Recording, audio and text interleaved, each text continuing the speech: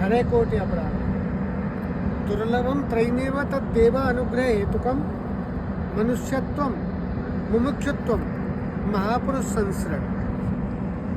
तो संसार में दुर्लभ धन अर्जन करना नहीं है, संसार में दुर्लभ पद को अर्जन करना नहीं है, संसार में दुर्लभ भोग भोगना नहीं है।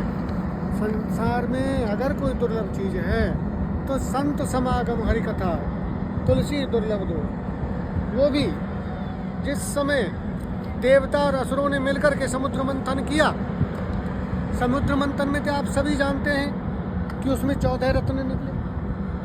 14 रत्नों में कालकूट नाम का विष निकला, फिर सुरभि कामधेनु निकली, कल्प वृक्ष निकला, उच्चैश्रवा घोड़ा निकला, अप्सराएं निकली, वारुणी निकली, लेकिन अंत में क्या निकला? भगवान धन्वंतरी स्वयं सोने का चमचमाते कलश में अमृत लेकर के प्रकट हुए। और जब अमृत लेकर के प्रकट हुए तो उसको छीन करके असुर लोग भागने लगे। तो कहते हैं कि उन असुरों से भी गरुड़ छीनने का प्रयास कर रहा था। इसी उसमें तो उस अमृत के कलश से 4 जगह अमृत गिरा, जिसमें विशेष रूप से प्रयागराज, उज्जैन, नासिक और हरिद्वार, 4 स्थानों पर ये अमृत गिरा।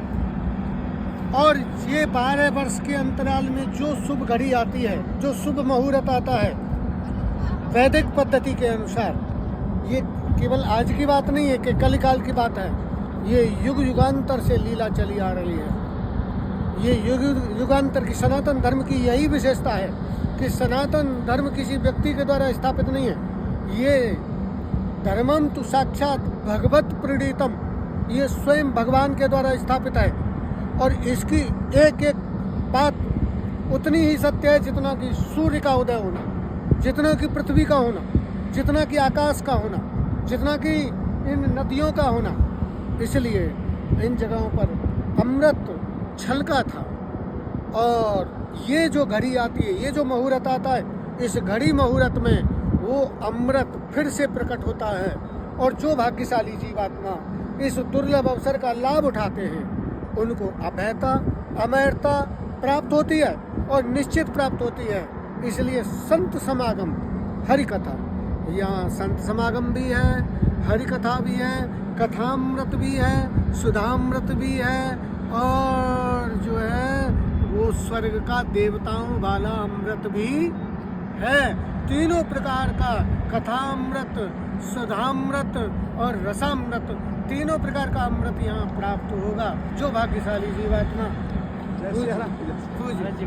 मुझे ऐसे महापुरुषों के दर्शन होंगे यहाँ बना। देखो भाई कितने जय जय श्री राधे, जय जय श्री राधे, जय जय श्री श्याम।